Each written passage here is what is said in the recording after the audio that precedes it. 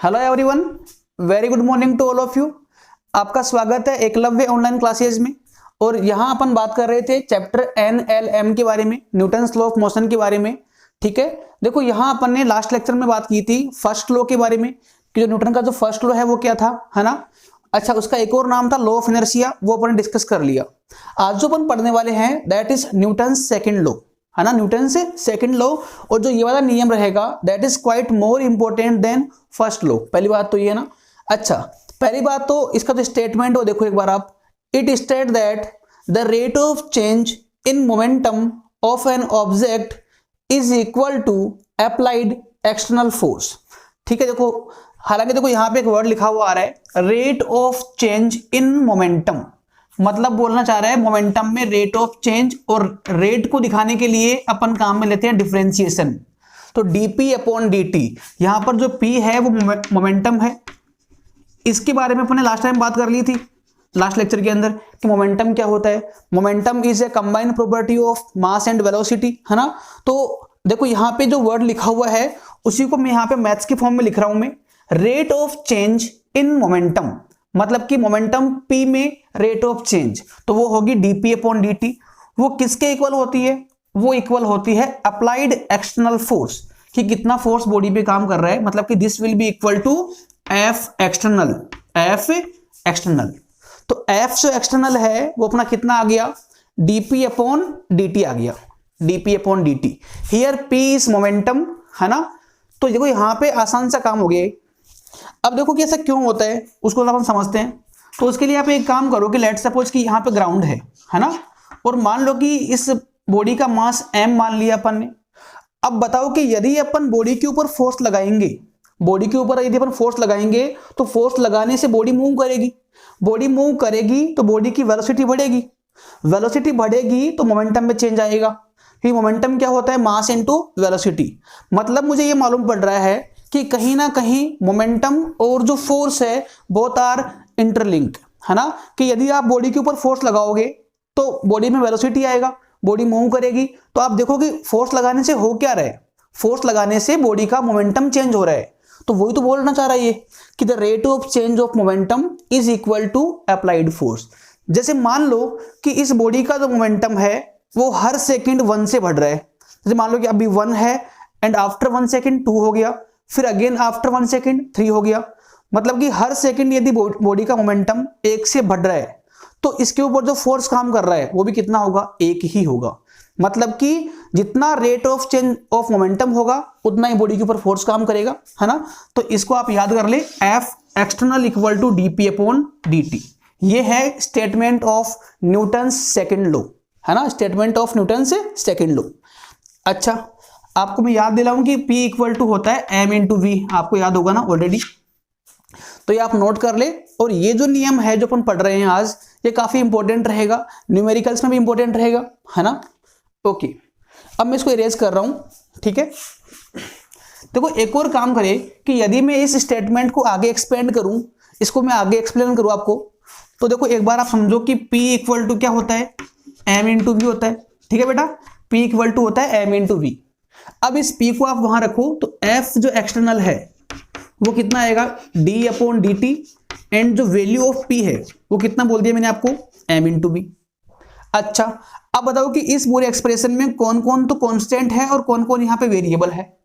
बताओ, जब आप बॉडी के ऊपर फोर्स लगाओगे तो बॉडी का जो मास है वो कांस्टेंट रहने वाला है, मास में कोई चेंज नहीं आएगा, इसीलिए यहाँ पर m कांस्टेंट है।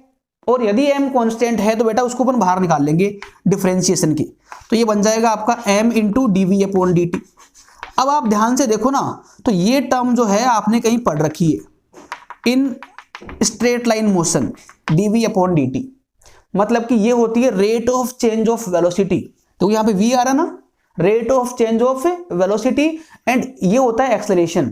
ये क्या होता है अपना? एक्सेलरेशन।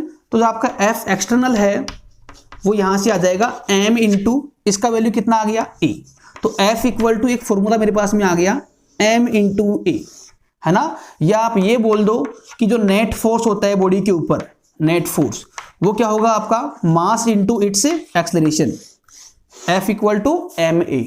आपने ये इक्वेशन पहले भी सुन रखा होगा, बट आज इसका जो डेरिवेशन है वो अपन ने कर लिया कि ये इक्वेशन कहां से आया। ठीक है ना। तो इसको आप नोट कर ले और इसको आप याद भी कर लेना कि यदि कभी भी बॉडी के ऊपर कोई फोर्स काम कर रहा है, अनबैलेंस फोर्स काम कर रहा है, तो उस टाइम पर बॉडी में एक्सेलरेशन भी होगा। फोर्स और जो एक्सेलरेशन है बोथ एग्जिस्ट है ना साइमल्टेनियसली, दोनों साथ में ही एग्जिस्ट करेंगे। यदि किसी बॉडी पे फोर्स काम कर रहा है तो आप ये बोल सकते हो कि वहां पे जो एक्सेलरेशन भी होगा, और यदि किसी बॉडी पे एक्सेलरेशन है तो डेफिनेटली वहां पर फोर्स भी होगा। मतलब कि दोनों हमेशा साथ में रहते हैं, है ना। ओके, तो ये जो है स्टेट, ये आपका आ गया, रिजल्ट आ गया, या आप इसको बोल दो conclusion, conclusion of second law. ये आपका स्टेटमेंट है सेकंड लॉ का, और ये उसी को अपन ने आगे एक्सपेंड किया है, आगे अपन इसको ना ओपन किया तो ये इसका आ जाएगा रिजल्ट, है ना। तो यदि एग्जाम में आपके ओनली इतना आता है बेटा कि what is the statement of second law, तो आपका आंसर यहां तक पूरा हो जाएगा। बट आपको यदि ये पूछता है कि derive the equation F equal to ma, तो डेरिवेशन पूछे आपसे इसका, तो स्टार्टिंग अपन यहां से करेंगे, फिर अपन P का वैल्यू ये पुट करेंगे, मास को बाहर निकालेंगे, बाकी आपको दिख रहा होगा इसके अंदर। ठीक है बेटा, तो इसको आप नोट कर ले, F equal to ma, very important equation, very very important equation, है ना। बहुत सारे क्वेश्चंस, या आप ये बोल दो कि इस चैप्टर में तो अपन अब मेनली इसी को डील करने वाले हैं बार बार, F इक्वल टू ma, है ना, कि आपको फोर्स गिवन रहेगा।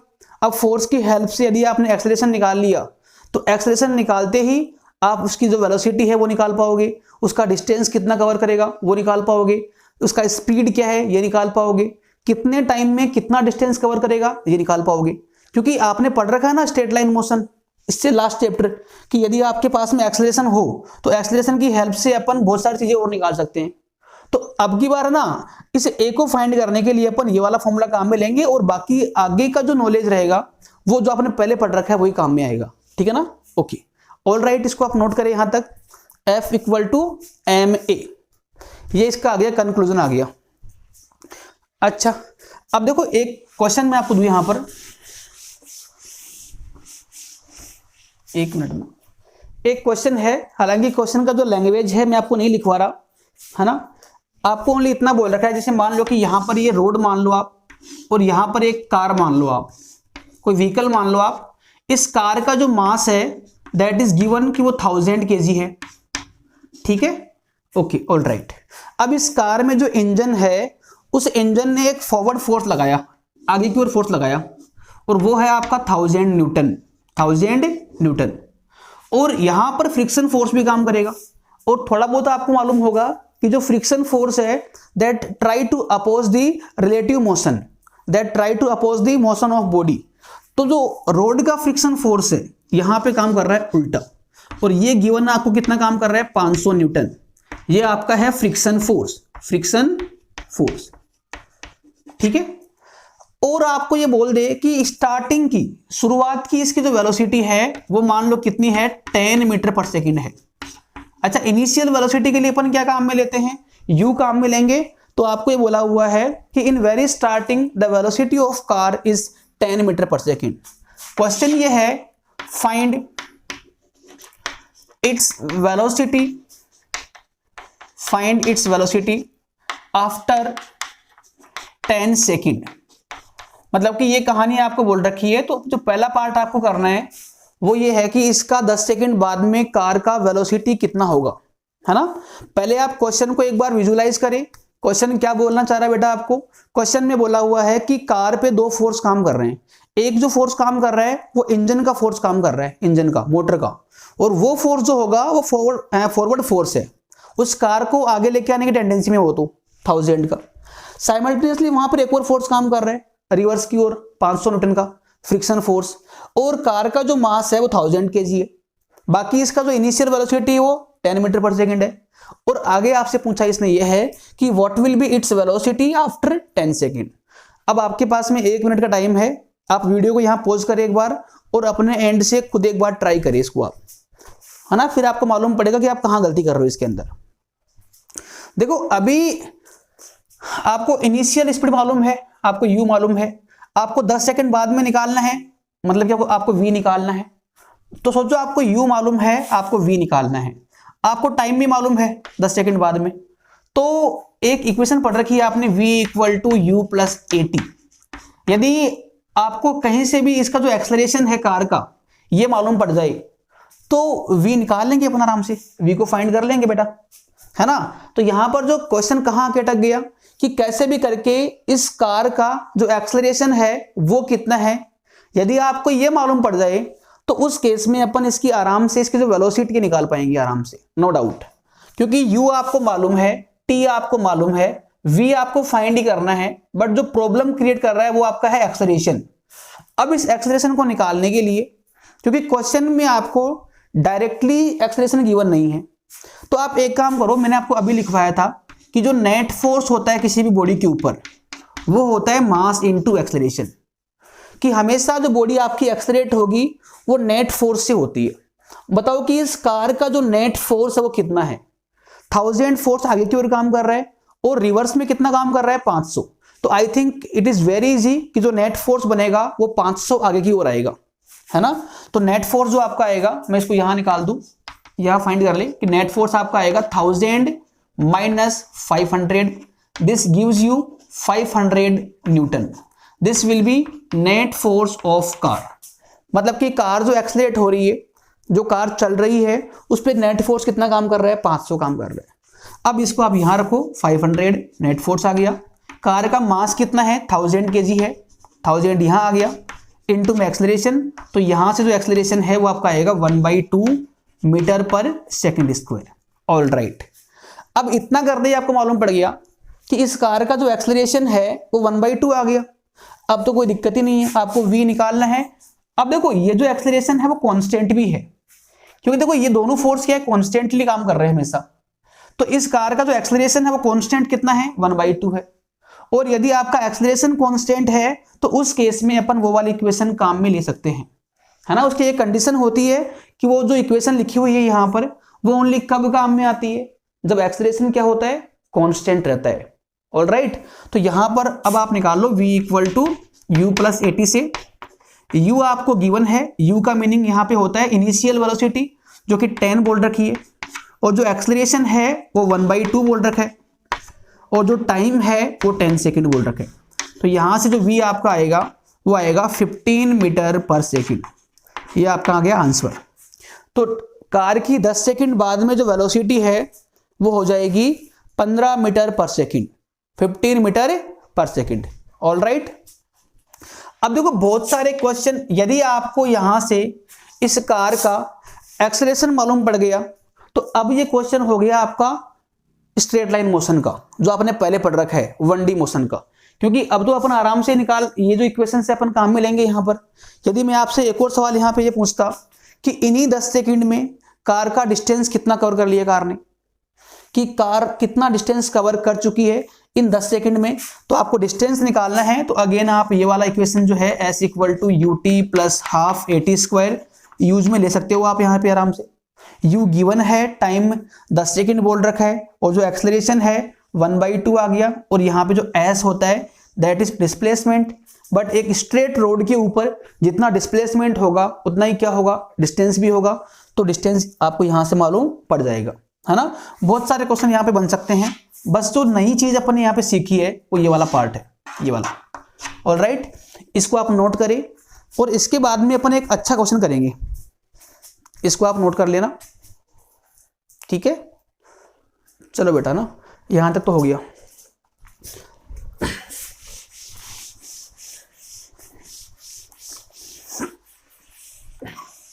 देखो एक क्वेश्चन मैं आपको कराऊं ना, ये क्वेश्चन हालांकि अपने को करना चाहिए था मोमेंटम के बाद में। मोमेंटम पढ़ा आपने लास्ट लेक्चर के अंदर, उसके जस्ट बाद में अपन ये क्वेश्चन करते तो बेटर रहता, बट इसको अपन यहां कर लेते हैं क्योंकि ये काफी इंपॉर्टेंट क्वेश्चन है ना। देखो क्वेश्चन में आपको बोल रखा है कि a body of mass m and speed u है ना, strike to ground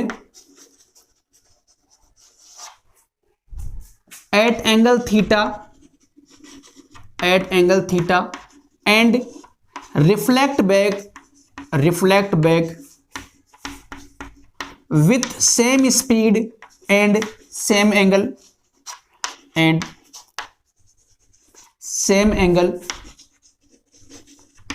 then find change in momentum, change in momentum. ठीक है बेटा, ये क्वेश्चन है। पहली बात तो क्वेश्चन का डायग्राम क्या बनेगा, क्वेश्चन में क्या बोला हुआ आपको, क्या फाइंड करना है।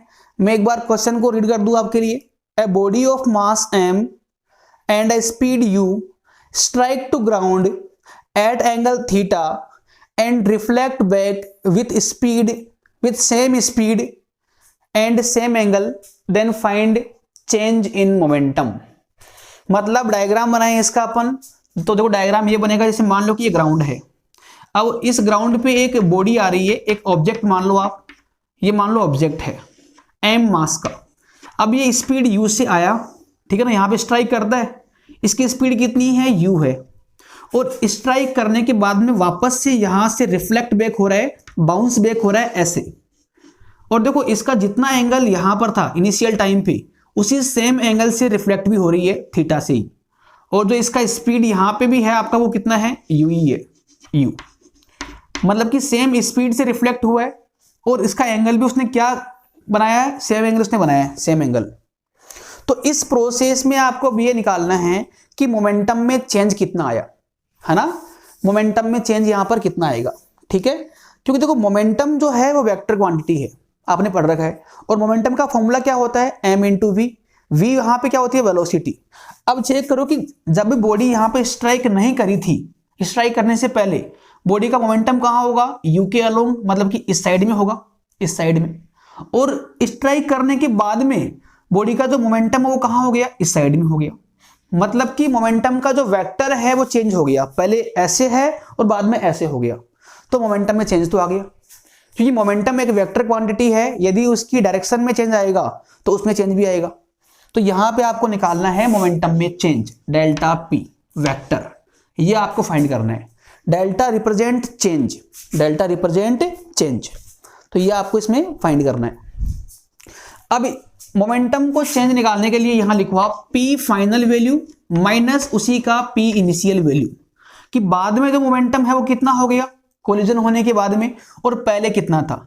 बट देखो इतना लिख देना सफिशिएंट नहीं होगा, क्योंकि ये एक वेक्टर क्वांटिटी है, तो ये वेक्टरली ही माइनस होगी। तो वेक्टरली माइनस करने के लिए यहां पर आएगा PF वेक्टर और माइनस यहां पे आएगा PI वेक्टर। अब आप आराम से स्टेप बाय स्टेप, मैंने इसका आप आंसर निकाले। पहले आप लिखने की कोशिश करें कि what is the initial momentum, initial momentum क्या होगा, है ना। देखो यहां पर अपन बात करें तो इनिशियल मोमेंटम है इस साइड में, इस साइड में है। देखो एरो देखो आप, यहां पे इस साइड में था, और इसका वैल्यू कितना होगा आपका, इसको आप बोल दो P बोल दो आप, तो P इक्वल टू होगा m इंटू यू। सोचना आप, ये इनिशियल वेक्टर है। अब ये देखो, ये जो वेक्टर आ रहा है वो ना ही तो प्योरली आई केप में आ रहा है, ना ही जे की ओर आ रहा है और ना ही के की ओर आ रहा है, ये कहीं ना कहीं बीच में आ गया। तो इसको वेक्टरली रिप्रेजेंट करने के लिए you have to do component. यदि ये एग्जैक्टली आई की ओर होता, एक्स की ओर होता, तो मैं क्या बोलता, m u into i cap. यदि ये एग्जैक्टली वाई की ओर होता तो m u into j cap. But problem यहाँ पे क्रिएट यहाँ पे हो रही है बेटा, कि ये जो वेक्टर है वो बीच में आ गया ऐसे। तो ऐसे को अब वेक्टरली रिप्रेजेंट करने के लिए आप पहले ये देखो कि ये एंगल कितना होगा, ये एंगल होगा थीटा। देखो सेम एंगल से ना थीटा ये था, ये भी कितना थीटा होगा। और थीटा के अपन कंपोनेंट करेंगे तो एक आएगा इधर P cos थीटा और एक आएगा इस साइड में P sin theta, P sin theta. तो अभी आप यहां से लिख पाओगे कि जो इनिशियल मोमेंटम वेक्टर आ गया P इनिशियल ना स्ट्राइक करने से पहले, वो आपका आ गया P। देखो अब ये जो कंपोनेंट है वो x की ओर है, तो यहां पे आएगा आई केप, और जो ये वर्टिकल कंपोनेंट है वो माइनस जे की ओर है, माइनस वाई एक्सिस की ओर है, तो वहां पर आएगा माइनस जे केप। तो मैं लिखूं इसको P cos theta I cap minus P sin theta J cap. यह आपका आ गया initial momentum vector. Here P equal to है m इंटू यू। भले इसको अपन यहां पुट कर दो या इसको आप एट द एंड लास्ट में आप इसको पुट कर देना, कोई दिक्कत नहीं है। अब जैसे आपने P इनिशियल निकाला है वैसे ही आप P फाइनल निकालो। आप देखो P फाइनल के लिए आप देखो कि बाद में जो मोमेंटम बॉडी का इस साइड में आ गया, तो ये होगा P वेक्टर। देखो P का जो मैग्नीट्यूड है वो दोनों बार में सेम रहा है, क्योंकि मास भी सेम रखा है अपन ने और जो उसका स्पीड है वो भी सेम ही है, तो मोमेंटम सेम रखेंगे अपन, जो इसका वैल्यू है वो सेम रहेगा अपना। तो P का जो कंपोनेंट आपके पास इस साइड में आएगा एंगल के साथ में वो होगा P cos थीटा, और जो वर्टिकल में आएगा वो आपका आएगा P sin थीटा। ऐसे बनेगा, है ना। बोर्ड पे स्पेस काफी कम है इसलिए मैं इस डायग्राम को यहीं बना रहा हूं इसके ऊपर ही, वरना इसकी तरह आप डायग्राम को यहां अलग बना सकते हो आप सेपरेटली। देखो मालूम पड़ रहा है कि P इस साइड में है, एंगल के साथ में जो कंपोनेंट आता है वो हमेशा कोस में आता है, और जो एक बच गया वो साइन में आएगा। तो जो पी एफ वेक्टर अपना आएगा वो देखो आप। अब सोचो कि ये तो एक्स की ओर है और वो वाई की ओर है, तो इसको वेक्टरली में लिखूं तो P cos theta I cap plus P sine theta J cap, ये हो गया पी फाइनल वेक्टर। बट देखो यहां पर अपन एक चीज और सीख रहे हैं, यहां पर अपन सीख रहे हैं किसी भी एक सर्टेन चीज को, सर्टेन वेक्टर को वेक्टरली रिप्रेजेंट करना, है ना। यदि वो एग्जैक्टली एक्स की ओर होता तो अपन सिंपली क्या बोलते हैं आई केप उसके आगे, बट ये बीच में कहीं आ रहा है तो ऐसे वेक्टर को तोड़ के दो पार्ट में ब्रेक करके अपन लिख पाएंगे हमेशा। तो पी वेक्टर लिखा, दो कंपोनेंट किए, यहां पर भी किए। अब आपका जो क्वेश्चन है आप वहां पे आओ, आपको निकालना है delta P vector. Delta P क्या होगा, P final minus P initial. Alright, ठीक है बेटा। अब इस पी एफ वेक्टर में से आप इसको माइनस करो आप, तो जब मैं दिस माइनस दिस करूंगा ना तो उस टाइम पर जो पी कोस थीटा जो है वो कट जाएगा, है ना। देखो एक स्किप में यहाँ पे एक स्टेप में, है ना, गायब करने वाला हूं, स्किप करने वाला हूं कि जब मैं इस वैल्यू में से इसको माइनस करूंगा तो ये पी कोस थीटा जो होगा वो इससे कटेगा और ये दोनों ऐड हो जाएंगे, तो ये आपका आएगा 2p sign theta J cap. ये आपका आ गया डेल्टा पी वेक्टर, चेंज में वेक्टर आ गया, मोमेंटम के चेंज का वेक्टर आ गया 2p sign theta J cap. अब आप लास्ट में p को रिप्लेस कर दो, p होगा m इंटू यू, तो 2 into m u into sine theta into j cap. अब कई बार तो क्वेश्चन आपकी ये भी आ सकता है कि इस जर्नी के ड्यूरिंग मोमेंटम में चेंज किस साइड आएगा, तो देखो आप डेल्टा पी वेक्टर को देखो आप, वो जे केप की ओर आ रहा है, मतलब कि चेंज जो आ रहा है वो वाई की ओर आएगा। पहली बात तो ये आपको ओनली ये निकालना है कि मोमेंटम में चेंज का जो मैग्नीट्यूड है वो कितना होगा, मोमेंटम में चेंज का मैग्नीट्यूड कितना होगा, तो वो आपका आ जाएगा, इसका आप मोड निकाल दो तो ये आएगा 2mu साइन थीटा, और मोमेंटम की जो यूनिट है वो आपको पता होगी किलोग्राम इंटू मीटर पर सेकेंड। ये आपका आएगा इसका आंसर 2mu साइन थीटा। अब यदि आप इस रिजल्ट को याद भी कर लेते हो तो उसमें कोई बुराई नहीं है, क्योंकि कई बार क्या होता है कि आपको वैल्यूज गिवन होती है क्वेश्चन में कि मान लो मास 1 kg है, पार्टिकल की स्पीड 10 मीटर पर सेकेंड है, और जो एंगल है मान लो 30 है ना, ग्राउंड से। तो यदि आपको याद रहेगा ना तो डायरेक्टली अपन इसका आंसर लिख देंगे 2mu साइन थीटा, m यहाँ पुट कर देंगे, u अपन यहाँ पुट कर देंगे और एंगल यहाँ पुट कर देंगे अपन। तो ये एक जो क्वेश्चन है that is a standard question, है ना, कई बार एग्जाम में आ रखा है और इसीलिए मैंने आपको इसको करवाया है। बस एक बात का ध्यान रखना आप कि मैंने जो एंगल थीटा माना है वो ग्राउंड से लिया है, क्योंकि कई बार क्वेश्चन में आपको एंगल यहाँ वर्टिकल लाइन से गिवन होता है यहाँ से। अब मान लो कि किसी क्वेश्चन में आपको ये बोला हुआ है कि ये एंगल 60 डिग्री है वर्टिकल से, तो आप यहाँ कितना पुट करोगे, देखो वो 60 आ रहा है तो जो आपने थीटा माना है वो कितना आ गया, 30 आ गया, तो 30 यहाँ पे अपन पुट करेंगे, है ना। तो ये एक बात आप माइंड में सेव रखें कि जो एंगल अपन ने कंसिडर किया है वो किया है हॉरिजॉन्टल से, ग्राउंड से। बाकी इस तो जनरलाइज इसका आंसर तो ये आ गया जनरलाइज तो, बट यदि आपको वैल्यूज भी गिवन है तो भी कोई दिक्कत नहीं होनी चाहिए आपको, ठीक है। तो एक क्वेश्चन आप ये उतार ले, ऑलराइट। और इसके बाद में अपन नेक्स्ट लेक्चर में बात करेंगे न्यूटन्स थर्ड लॉ के बारे में, तीसरा नियम न्यूटन का ना, वहां डिस्कस करेंगे, उसके क्वेश्चंस करेंगे, और तीनों नियमों को पढ़ने के बाद में अपन बहुत सारे यहाँ पे क्वेश्चंस करेंगे।